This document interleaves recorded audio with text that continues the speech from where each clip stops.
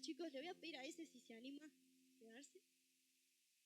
¿Necesita una silla? Por favor, denle una silla, pobre. Sí, por favor, dice. Alcáncen en una silla para que no sea calambre. Yo estuve ahí. Muchos no sé si se acuerdan porque muchos son nuevos, pero yo ya estuve en ese lugar y es difícil estar una horita parado, ¿no? Pero estoy muy feliz de estar compartiendo. Ayer Jimena decía algo que yo me identificaba mucho y ella decía, es una responsabilidad, siempre es una responsabilidad servir al Señor.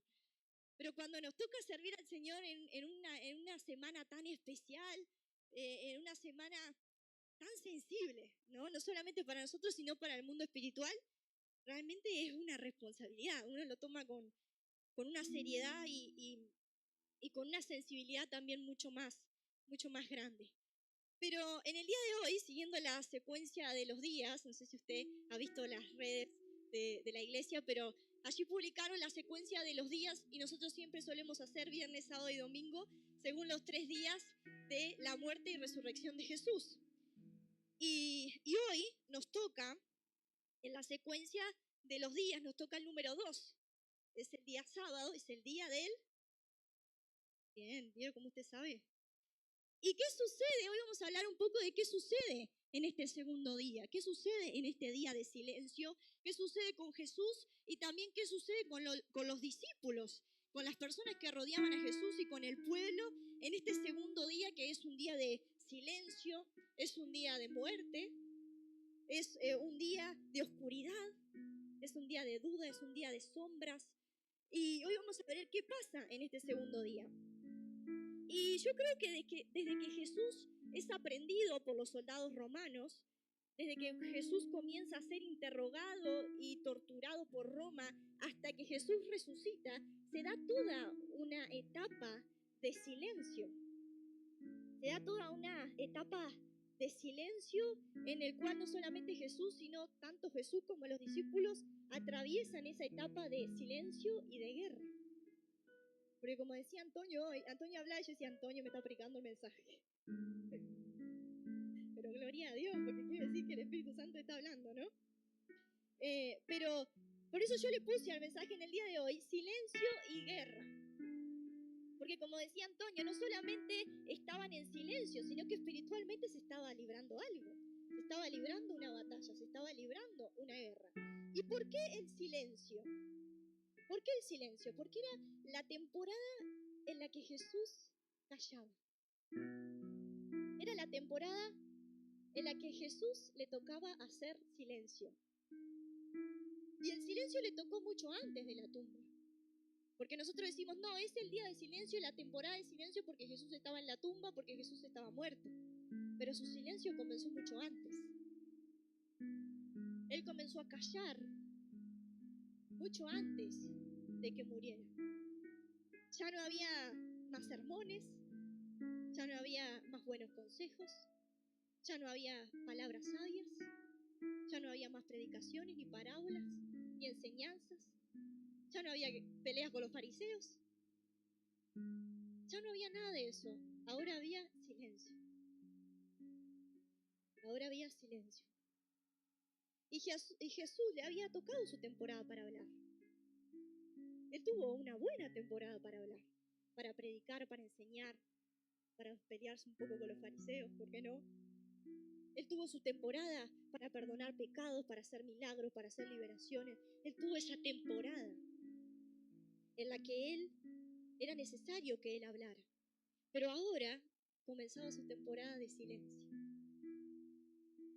Y aquel que siempre parecía seguro, aquel que siempre parecía lleno de autoridad, aquel que siempre parecía con la palabra justa, ahora estaba callado, humilde, sumiso, camino a su propia muerte. Y yo creo que un poco de la desesperación de los discípulos es que no lo reconocían. Porque si usted ve la vida de Jesús, él era así, lleno de palabra, lleno de fortaleza, lleno de autoridad, lleno de poder, lleno de respuesta. Todo el que venía a él de alguna u otra forma tenía una respuesta. Pero en ese momento no habían respuestas. No habían milagros, ni liberaciones, ni enseñanzas. En ese momento había silencio. Y Isaías describe muy bien el corazón de Jesús. La pastora se los leyó en el día de ayer, pero hoy vamos a leer solamente el versículo 7 de Isaías 53, versículo 7. Y dice así: angustiado él, hablando de Jesús, y afligido, no abrió su boca. Como cordero fue llevado al matadero, y como oveja delante de sus trasquiladores, enmudeció y no abrió su boca. En un mismo versículo dice 3 veces que Jesús estaba en silencio. En un solo versículo. No abrió su boca, enmudeció, no abrió su boca. Es decir, la Biblia nos quería dejar muy claro que Jesús estaba en su temporada de silencio. Y no solamente Jesús le había tocado estar en una temporada de silencio, sino también a los discípulos. Porque si Jesús era la voz de Dios para los discípulos, y esa voz se mantenía en silencio, los discípulos también entrarían en una temporada de silencio. Y estando Jesús en silencio, el cielo en silencio, el Padre en silencio, y los discípulos en una temporada de silencio, empieza la guerra. ¿Y por qué la guerra? Porque todo lo que ellos conocían, todo lo que había sucedido, todo lo que había llegado a ellos, todo lo que ellos habían conocido, comienza a entrar bajo presión. Comienza a ser puesto a prueba. Y comienza una guerra entre la fe y la incredulidad de los discípulos. Comienza a haber una guerra entre Jesús y la religión organizada, o sea, los fariseos. Comienza a haber una guerra incluso dentro de las autoridades romanas, que no entendían mucho qué era lo que estaba sucediendo. Pilato no entendía mucho a ver por qué preferían a Barrabás en lugar de a Jesús. Y en todo caso, y por las dudas, se lavó las manos. Comenzó una guerra entre el cielo y el infierno. Comenzó a darse también una guerra espiritual. Pero hoy vamos a hablar de la guerra que se da cuando el silencio se intensifica. Esa guerra que se da cuando Jesús muere. Esa guerra que se da después de la muerte de Jesús. Y hoy vamos a ver 3 tipos de guerra que ocurren cuando Jesús entra en esa temporada de silencio y que también ocurren en tu vida cuando tú entras en una temporada de silencio. Número 1. Comienza a darse una guerra entre la voluntad de Dios para Jesús y la expectativa de los discípulos. Y esto es fascinante, ¿no? Porque los discípulos y el pueblo siempre tuvieron una idea muy clara de quién era Jesús y de lo que Jesús iba a hacer. Y ellos estaban convencidos que la idea que ellos tenían de Jesús y de quién Jesús era correcta. Y así era como iba a suceder. Y en la mente ellos querían un Mesías bien fuerte, un Mesías que tuviera un gran ejército, que tuviera un gran poderío militar, un Mesías que los salvara de la esclavitud de Roma, que los salvara de pagar impuestos, que los salvara de pasar toda la esclavitud que el pueblo estaba pasando y que liberara a Israel de todo lo que Israel estaba sucediendo. Ese era su Mesías, el Mesías imaginario, el Mesías idealizado que ellos tenían en su cabeza, pero ese no era Jesús. Y ahí comenzó el problema, ahí comenzó la guerra, porque mientras Jesús estaba haciendo su ministerio, todavía estaba la duda. Bueno, en cualquier momento, seguro, nos pone a entrenar. En cualquier momento, seguro, comienza a convertir gente que tenga conocimiento en esto y algo comienza a pasar. Pero cuando Él se entrega en manos de Roma, sin decir una palabra, sin presentar ninguna defensa, sin decir ni siquiera un argumento, sin defenderse de ninguna forma, y callado, sumiso, obediente, encima reprendiendo a Pedro, que lo quiere defender. Y entonces ahí ellos se dan cuenta que su expectativa no se iba a cumplir. Y la expectativa de los discípulos comienza a romperse. Y con la expectativa de los discípulos se rompe su esperanza y se rompe su confianza en aquel Mesías que dijo que los iba a salvar. Y esto lo vemos en Lucas, capítulo 24, versículo 21. Mire esto, donde los discípulos dicen: pero nosotros esperábamos que Él era el que había de redimir a Israel. Miren esas palabras, casi decepción hay en las palabras estas. Pero nosotros esperábamos que Él era el que había de redimir a Israel, y ahora, además de todo esto, hoy es ya el 3er día que esto ha acontecido. Mire si no había ahí una esperanza rota. Ellos dicen, nosotros esperábamos, nosotros teníamos una expectativa, nosotros habíamos puesto en Él su confianza, nosotros teníamos una imagen de quién Él era. Pero los discípulos nunca entendieron el plan de Jesús porque nunca fueron capaces de soltar el plan que ellos mismos habían creado en su mente. Y cuando lo que Jesús hacía no se parecía a lo que ellos querían y a lo que ellos pensaban, entonces su fe comenzó a tambalearse. Y no pudieron conocer verdaderamente quién era Jesús porque nunca soltaron la imagen idealizada que tenían sobre Él. Y no lo estaban viendo a Él, estaban viendo lo que ellos querían que Jesús fuera. Nunca pudieron entender lo que Jesús realmente había venido a hacer a la tierra por mantenerse atados a sus propias expectativas. Y nosotros muchas veces somos así. Nos hacemos nuestras propias expectativas, no solamente de quién es Jesús, sino de lo que Él debería de hacer en nuestra vida. Y allá vamos abrazados a nuestras propias expectativas y queremos que Jesús actúe y sea conforme a nuestros propios deseos y exigencias, muchas veces egoístas. Y muchas veces ni siquiera nos preguntamos si esa expectativa que yo tengo de lo que Dios va a hacer o de lo que Jesús es se alinea con la palabra de Dios o se alinea con la voluntad de Dios para mi vida.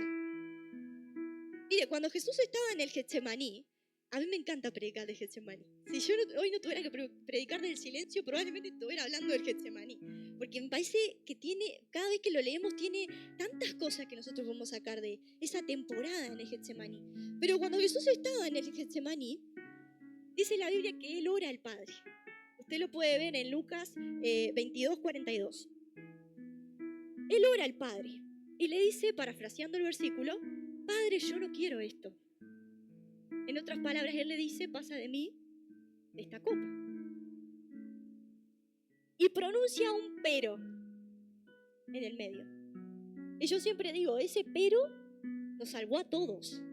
Porque si Jesús hubiera terminado la oración ahí y hubiera dicho, Padre, yo no quiero esto, Padre, pasa de mí esta copa, ahí se terminó todo.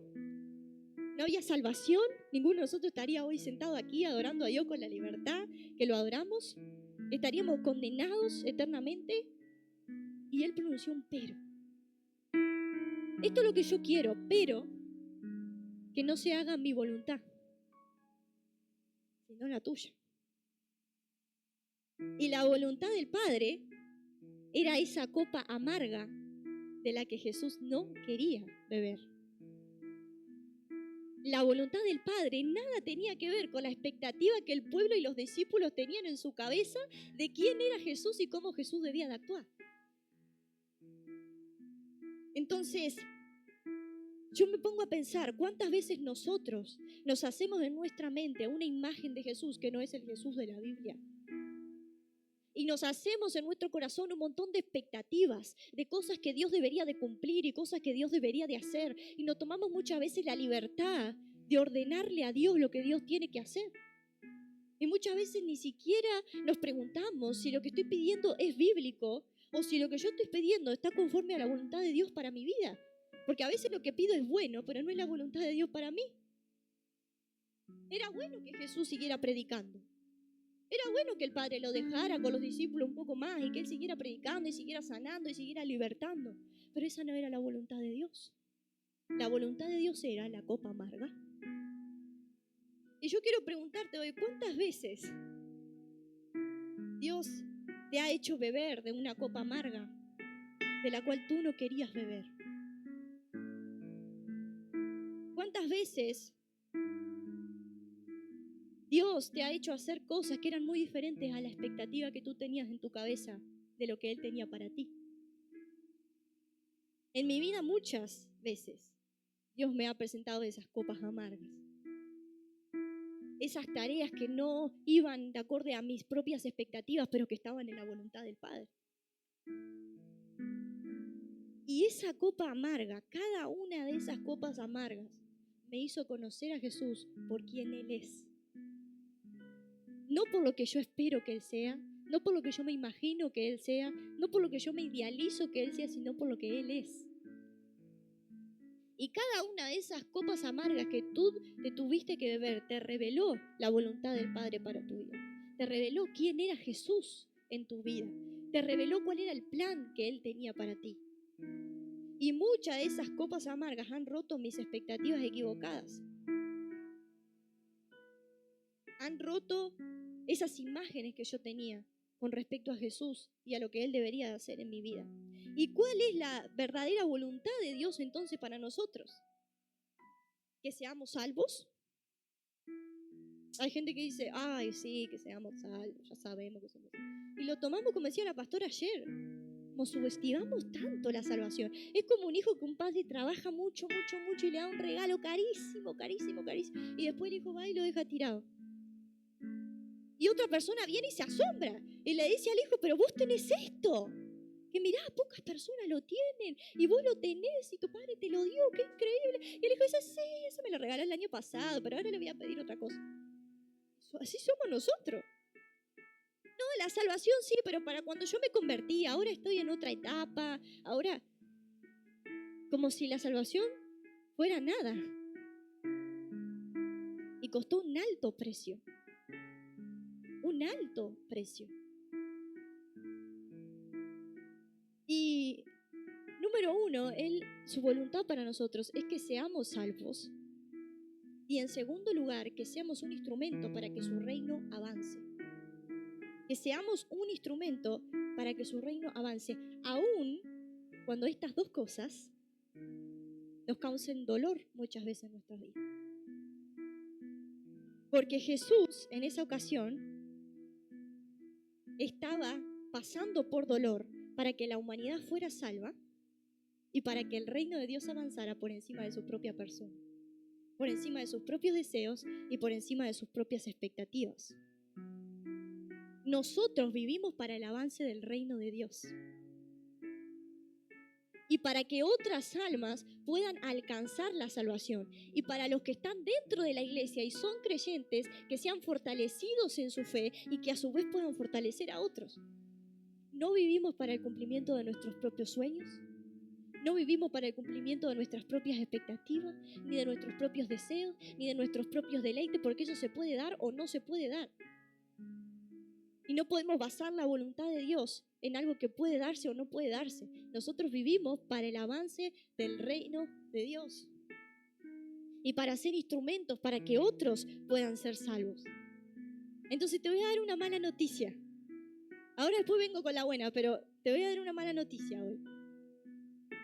Cuanto más tú personalizás e individualizás tu llamado y haces que tus llamados se trate completamente de ti, menos Dios te va a usar. Porque nunca se trata de nosotros.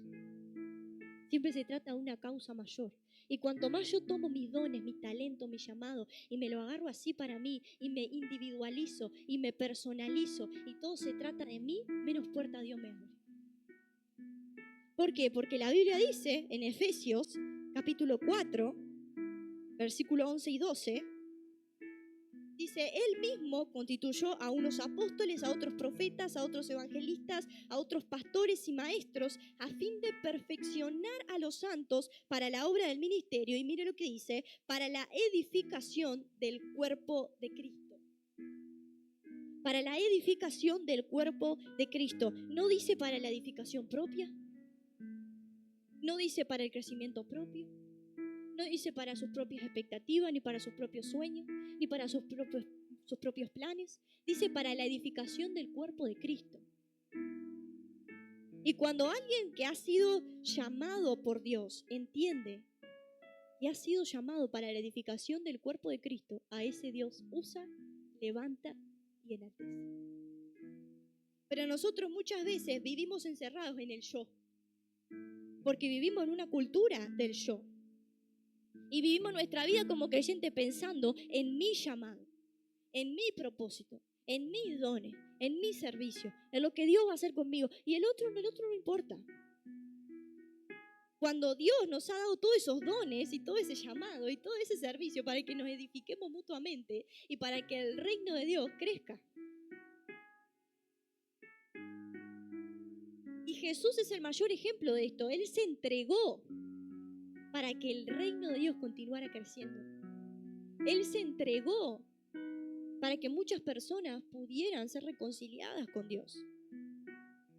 Pero nosotros muchas veces no entendemos esto porque vivimos atados a nuestras propias expectativas. Y nos encontramos muchas veces como los discípulos. Los discípulos creían que todo se trataba de ellos. Porque mire que los discípulos lo que querían era la salvación de Israel. Después no me importa, usted no le hablara a los discípulos ni de los samaritanos, ni de los gentiles, usted no le hablara nada de eso a los discípulos, porque los discípulos querían era la salvación de Israel. Y que me saquen a Roma de encima y que por fin podamos ser libres. Eso era lo que querían los discípulos. Pero en la mente de los discípulos estaba su yo, estaba Israel. Pero en la mente de Jesús estaba el mundo entero. En la mente de Jesús estaba el mundo entero. Y mientras Jesús estaba entregándose en cuerpo, en alma, en espíritu, por ese mundo entero, los discípulos estaban lamentando porque sus propias expectativas no habían sido cumplidas.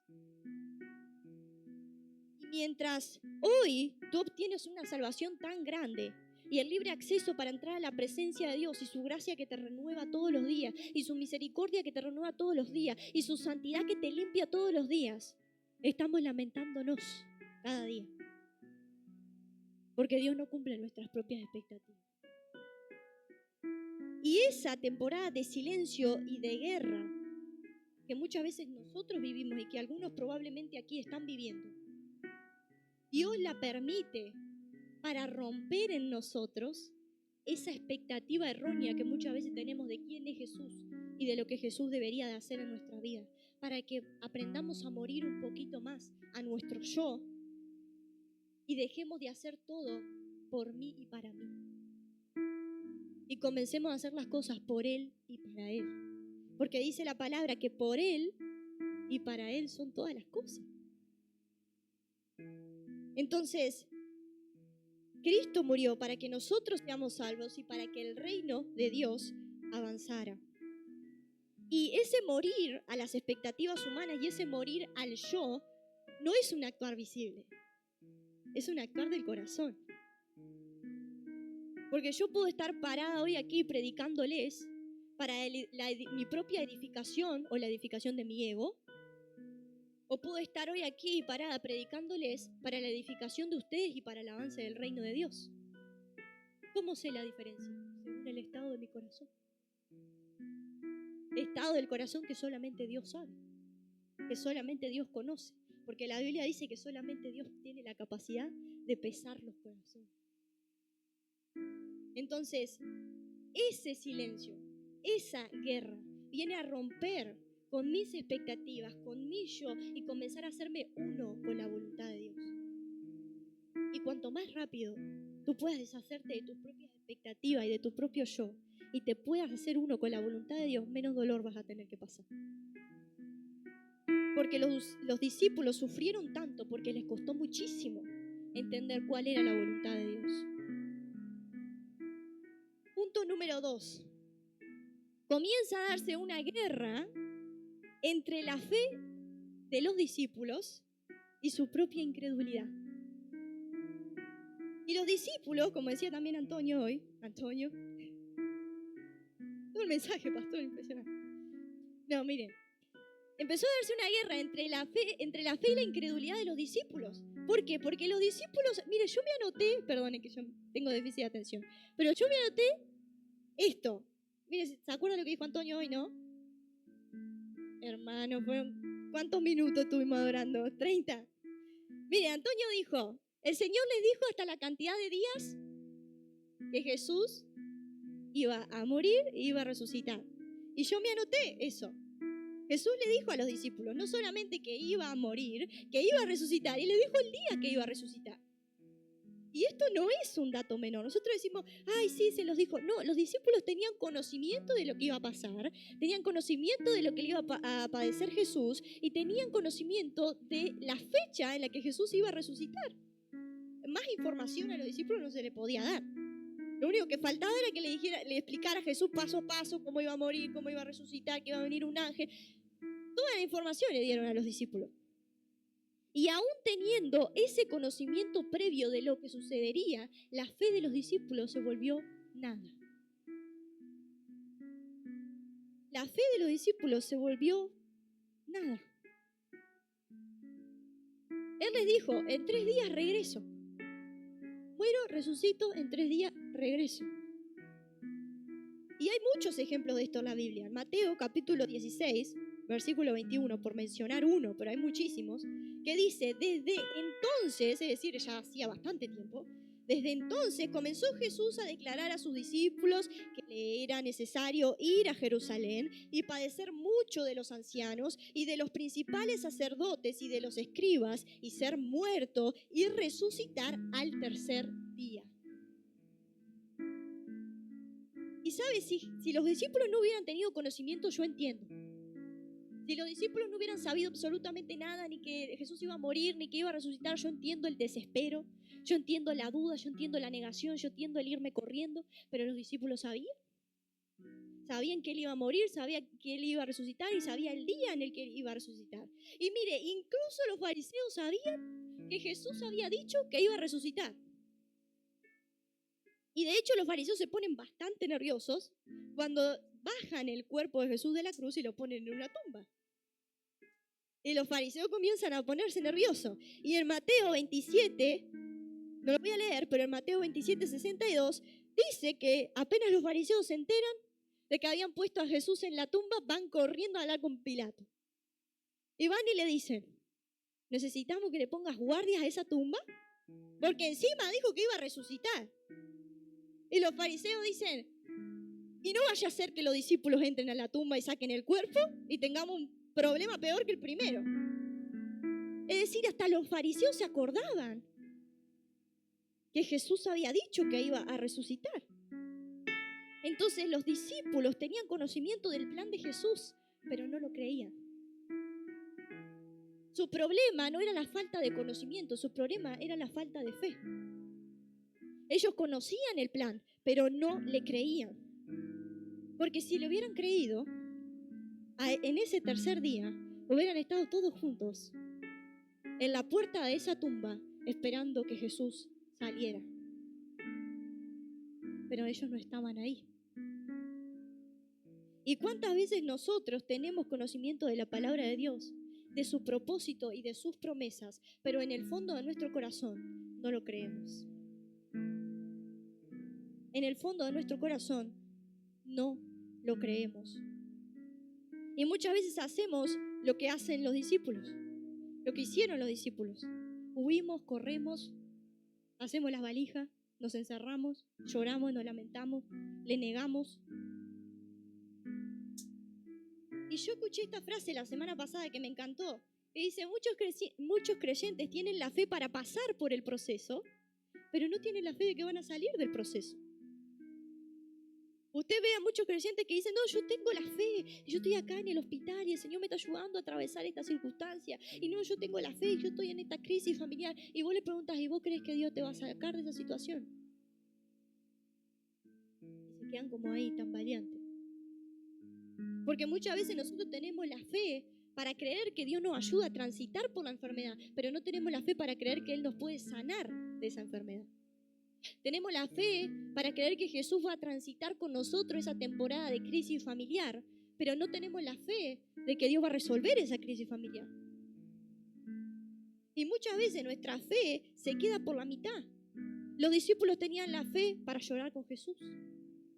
Tuvieron la fe para dolerse con Jesús. Tuvieron la fe para seguirlo, para dejar sus vidas por Jesús. Pero no tuvieron la fe para verlo resucitado. No tuvieron la fe para creer que Él iba a resucitar. Y muchas veces nosotros somos así. Y hacemos nuestras maletas. Algunos se apartan. Otros estando en la iglesia en su interior dejan de creer. Otros regresan a sus barcas como Pedro y toman esos viejos hábitos, esas viejas amistades, esas viejas relaciones.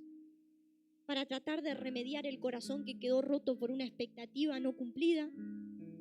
Otros se encierran en su propio yo y vienen a la iglesia pero con un corazón cerrado, con un corazón duro. No hay mensaje que los quiebre, no hay ministración que los quebrante, no hay palabra de Dios que les llegue, porque en su corazón ellos ya decidieron encerrarse, ya decidieron cerrarse. Y como los discípulos muchas veces estamos en esa situación, apáticos, incrédulos, decepcionados, tristes, con expectativas rotas, sin esperanza. Pero la buena noticia, le dije que iba a venir una buena noticia. A ver, la buena noticia es que si usted está aquí, es porque su amor todavía no te dejó ir. Porque hubo muchos que se fueron y que no han regresado. Y por los que todavía oramos. Pero tú estás aquí. A pesar de esas copas amargas que te tuviste que beber. A pesar de esos procesos difíciles y de dolor, y a pesar de esas expectativas probablemente rotas que tengas en tu corazón, y a pesar de las decepciones que muchas veces has tenido en tu corazón, aún así tú estás aquí. ¿Qué quiere decir eso? Que el amor de Dios no te ha dejado ir, que el amor de Dios no te ha dejado caer, que el amor de Dios todavía no te ha soltado. Y yo me he sentido así en temporadas de mi vida, no sé ustedes, en el que uno quiere correr pero siente que hay algo que no lo deja. De que uno hace sus planes y hace sus proyectos y hace sus cosas y cuando quiere ver está otra vez en la iglesia. Y acá está otra vez escuchando otro mensaje y yo dije que no iba a venir el sábado, pero acá estoy el sábado. Y yo dije el domingo que no iba a ir y acá estoy el domingo otra vez. Y yo dije que no iba a servir más y acá estoy sirviendo otra vez. Y uno siente como que hay algo que lo está hinchando. Y usted no quiere, por eso lo hincha. Y lo trae de vuelta y lo trae de vuelta una y otra vez. Usted es privilegiado. Porque hay otros que se han ido y que todavía no han vuelto. El amor de Dios no te ha dejado ir. El amor de Dios no te ha soltado. El amor de Dios no te ha dejado caer. Y es tan maravilloso porque Él te va a buscar a donde tú estés. Alguno lo fue a buscar camino a Emaús. A Pedro lo fue a buscar a la orilla del mar de Galilea. Lo fue a buscar allí a su barca. A otros tuvo que atravesar las paredes de su habitación para encontrarse con ellos. Y a pesar de que corrieron, y a pesar de que huyeron, y a pesar de que le negaron, y a pesar de que mintieron, y a pesar de que se decepcionaron, y estaban llenos de incredulidad, de tristeza, aún así, Él los fue a encontrar. Y Él te va a buscar muchas veces. Como decían hoy, el Señor hoy va a tener un encuentro contigo. Pero cuando el Señor tiene un encuentro contigo, yo siempre digo esto, no es porque nosotros hayamos encontrado a Dios, sino porque Él te ha salido a encontrar. Muchas veces en nuestro corazón nos vamos como Pedro, a nuestra barca. Yo me imagino la barca y es un lugar de tanta desolación, de tanta tristeza, de tanto dolor, de tanta incertidumbre, de tanta duda, de tanta decepción. Y yo sé que hay corazones hoy aquí que están decepcionados, que están con expectativas rotas y que están ahí con su corazoncito, con sus partecitas y vienen y adoran a Dios con esas partecitas. Y dice, Señor, tantas expectativas que yo tenía de lo que iba a ser mi vida, de lo que ibas a hacer tú en mí, de lo que tú ibas a hacer en mi familia. Y cuántas decepciones. ¿Y qué necesitamos hacer? Empieza por soltar las armas. Suelta. Hay un poder increíble en soltar. Suelta. Deja de pelear. Deja de pelear con Dios. Deja de pelear con la gente que tiene a tu alrededor. Deja de pelear con la voluntad de Dios. Deja de pelear. Secate las lágrimas hoy si necesitas secarte las lágrimas. Y mira la cruz. Como le decía la pastora ayer. Y que logremos grabarlo en nuestro corazón y en nuestra mente estas palabras. Él ya ganó por mí. Él ya ganó por mí. Cuando yo tengo temporadas en las que estoy muy peleando mis fuerzas, usted se da cuenta cuando usted está peleando sus fuerzas, ¿no? Ahí sale el mal carácter, porque usted está cansado, se pone a pelear en sus fuerzas y enseguida se cansa.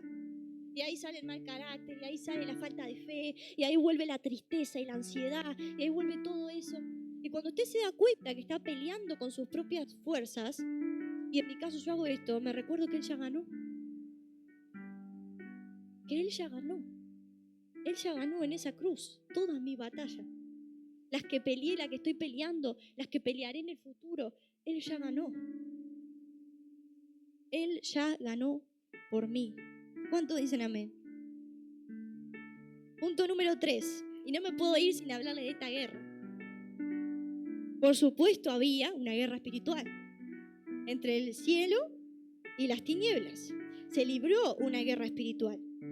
Y curiosamente la guerra que estaba librando Jesús no era una guerra de palabras, no era una guerra de argumentos, no era una guerra humana, era una guerra espiritual. ¿Y qué quiero decir con esto? Que las guerras espirituales se pelean en silencio. En silencio ante los hombres y de rodillas ante el cielo. Y si tú estás pasando por una temporada de guerra espiritual, no hables mucho con la gente. Habla más con el cielo. Lleva esa guerra, esa batalla a los pies de Jesús, porque Jesús tuvo esa temporada en la que enfrentó demonios y fariseos con su palabra. Pero ahora Él tenía que enfrentarlos con su silencio y con su entrega. Y cuando la guerra espiritual se desata, ya no es tiempo de hablar. Es tiempo de orar y de entregarnos completamente a Dios para que el cielo pelee por mí. Y mire, yo quiero decirte esto, Él no pierde una batalla. Él no pierde una batalla. Y cada una de las batallas que tú estás librando y aún las batallas que librarás en el futuro, Él no ha perdido una sola batalla. Y ese silencio que los discípulos interpretaban como derrota y las tinieblas interpretaban como victoria, era un silencio necesario. Era un silencio en el que Jesús estaba dejando que el cielo peleara por Él. Y necesitamos entender cuándo es tiempo de que nosotros hablemos, cuándo es el tiempo que nosotros enfrentemos, cuándo es el tiempo que nosotros hagamos de nuestra parte y cuándo es tiempo que dejemos que el cielo pelee por nosotros. Y en esa temporada de silencio, mientras parecía que las tinieblas estaban ganando, les tocó el turno de hablar a las tinieblas. Y dice que los fariseos se burlaban de Jesús y se reían. En Mateo capítulo 27, versículo 41 al 44, dice de esta manera también los principales sacerdotes, escarneciéndole con los escribas y los fariseos y los ancianos, decían, a otros salvó, pero a sí mismo no se puede salvar. Si es el Rey de Israel, desciende ahora de la cruz y creeremos en él. Confió en Dios, líbrale ahora si le quiere, porque ha dicho, soy hijo de Dios. Lo mismo le injuriaban también los ladrones que estaban crucificados con él. Pero ¿saben? Mientras los fariseos se reían, mientras los fariseos se burlaban, mientras todo parecía que era silencio y guerra en lo invisible, en lo que no se veía, y a través de su muerte Jesús estaba tomando la autoridad sobre la muerte, la autoridad sobre el infierno, la autoridad sobre los principados y las potestades, y estaba rompiendo el silencio para esos discípulos que mientras Jesús estaba rompiendo el silencio, ellos estaban corriendo, armando sus valijas, llorando, lamentándose, huyendo. Y Jesús estaba rompiendo el silencio por ellos y estaba ganando la guerra por ellos, mientras otros se reían y se burlaban. Entonces, en lo invisible y a través de su muerte, Él te dio esa victoria. Mire lo que dice, voy a leer estos últimos 2 versículos para terminar. En Hebreos capítulo 2, versículo 14 dice, para destruir por medio de la muerte al que tenía el imperio de la muerte, esto es, al diablo. Colosenses capítulo 2, versículo 15 dice, y despojando a los principados y a las potestades, los exhibió públicamente, triunfando sobre ellos en la cruz. Entonces, mientras tú y yo muchas veces estamos en ese silencio y estamos librando esa batalla, Jesús está venciendo por nosotros. Y Él está rompiendo el silencio. Y Él está ganando esa guerra. Invito a los chicos, si quieren pasar, que pasen. Pero yo quiero que tú entiendas hoy que ese silencio por el cual tú estás atravesando, que esa guerra que tú sientes que tú estás librando, no es que Él la va a vencer, es que Él ya la venció. Y Él rompió ese silencio cuando Él murió por ti en la cruz. Él ganó esa guerra cuando Él murió por ti en la cruz. Y a través de su muerte, Él tomó la autoridad. ¿Para qué? Para darte la autoridad a ti. Y para que tú también pudieras vencer. Dice la palabra que Él nos hizo más que vencedores. Dice más que vencedores por medio de aquel que nos amó. Y yo quiero que hoy, en el día de hoy, porque mire, yo sola no puedo hacer nada. Dice la palabra que Dios está donde están 2 o 3 unidos. Es decir, que si no hay unidad y si no hay acuerdo, nada puede pasar. Pero yo creo, por la palabra de Dios, que si usted y yo nos ponemos de acuerdo en esta noche, para que el Espíritu Santo se derrame y usted pueda recibir libertad en su corazón y en su mente, algo el Señor va a hacer. ¿Cuántos están conmigo? Dice la palabra 2 o 3. Yo necesito 2 o 3. Vamos a ponernos de pie. Y vamos a orar con todo nuestro corazón. Y vamos a decirle al Señor que nosotros hoy queremos experimentar su libertad. Mire, no se distraiga, quédese conmigo en esto.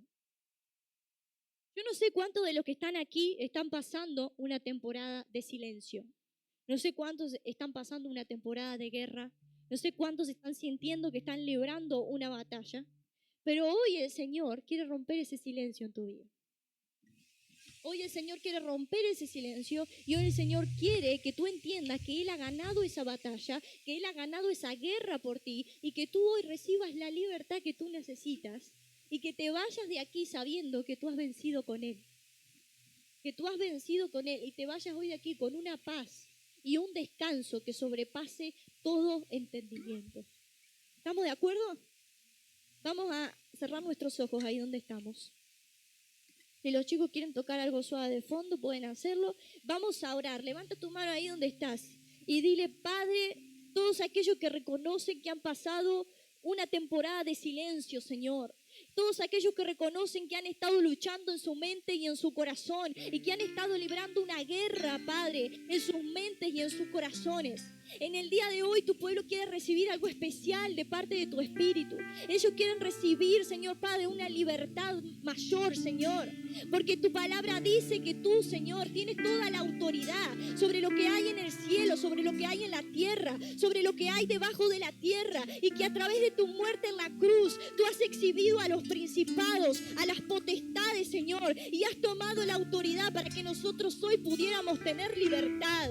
Y en esta noche es una noche de libertad, Padre amado, donde todo aquel que ha venido oprimido, todo aquel que ha venido atado, todo aquel que ha venido con cargas, todo aquel que ha venido con heridas en su corazón, hoy tú vas a recibir lo que tú necesitas recibir del Señor. Aquel que ha estado en una temporada de silencio, donde no ha visto palabra, donde no ha visto voz de Dios, donde no ha visto luz en el camino, hoy el Espíritu Santo va a romper ese silencio y va a comenzar a entrar en tu mente, va a comenzar a entrar en tu corazón, vas a comenzar a escuchar a Dios hablándote ahí donde tú estás, va a comenzar a derramar palabras sobre tu mente, palabras sobre tu corazón. No es una palabra que vaya a venir de hombre, sino que es una palabra que va a venir de Él contigo. Y yo te pido que ahí donde tú estás, tú le digas, Señor, toma mi mente y mis pensamientos y conéctalos con los tuyos.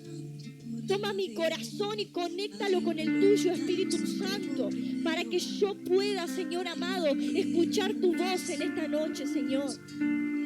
Te pido en esta hora, Espíritu Santo, que todos aquellos que han pasado una temporada de silencio, Señor, todos aquellos, Padre, que sienten que no han escuchado tu voz por ningún lado, ahora, Dios mío, tú comiences a hablar en su mente. Ahora, Espíritu Santo, tú comiences a hablar a su espíritu. En el nombre de Jesús te pido, Señor, palabra nueva, Espíritu Santo, palabra nueva para tus hijos, Señor. Háblales a su mente, háblale a sus corazones. Si ellos han venido en busca de una respuesta, te Te pido que ahí donde estás, Señor, tú desates palabras sobre ellos, palabras sobre sus vidas. Yo oro hoy por todo aquel que ha estado librando una guerra.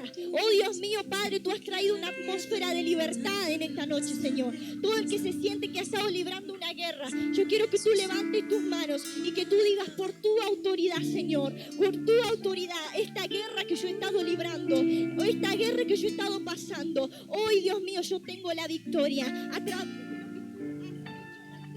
para mí. Hoy, Dios mío, Padre, tú traes victoria y te pido ahora que tú comiences a adorarle, porque yo le dije hoy que en la adoración Dios desata libertad. La adoración desata una atmósfera de libertad. La adoración desata el mover del Espíritu Santo. Así que te pido que comiences a adorarle con todo tu corazón, con todo tu corazón. Vamos, chicos.